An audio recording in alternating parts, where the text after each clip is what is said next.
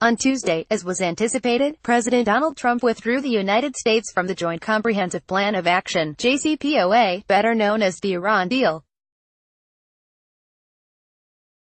President Barack Obama responded to Trump's decision to withdraw, excoriating the move and outlining exactly why he considered it to be a mistake. "The reality is clear," Obama said, in part, in a rare statement. "The JCPOA is working. That is a view shared by our European allies, independent experts, and the current U.S. Secretary of Defense. Indeed, at a time when we are all rooting for diplomacy with North Korea to succeed, walking away from the JCPOA risks losing a deal that accomplishes, with Iran, the very outcome that we are pursuing with the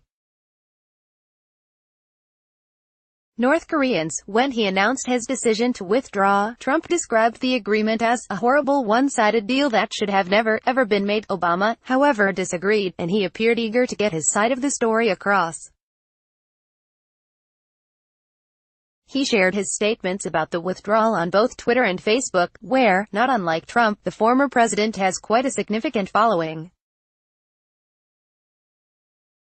Obama described Trump's decision as so misguided, and also made reference to a seemingly innocuous term that has been heavily politicized since the 2006 presidential election: facts.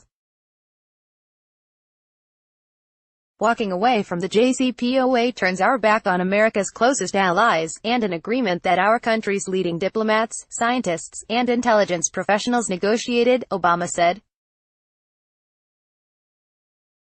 "In a democracy, there will always be changes in policies and priorities from one administration to the next. But the consistent flouting of agreements that our country is party to risks eroding America's credibility, and puts us at odds with the world's major powers." According to Obama, the deal has thus far worked, relies on regular inspections, and Iran is complying. "The JCPOA was never intended to solve all of our problems with Iran," Obama said.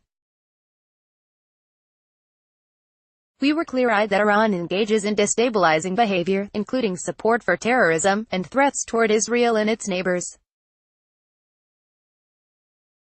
But that's precisely why it was so important that we prevent Iran from obtaining a nuclear weapon." Obama was not the only significant figure to condemn the decision.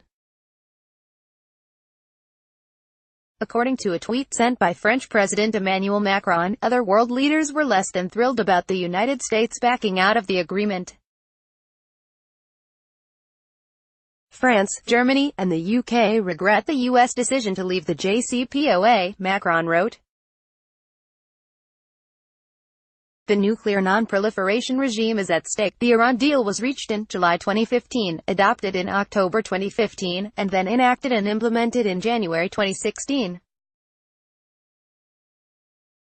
It took nearly 2 years of negotiations. Trump has long been a critic of the deal.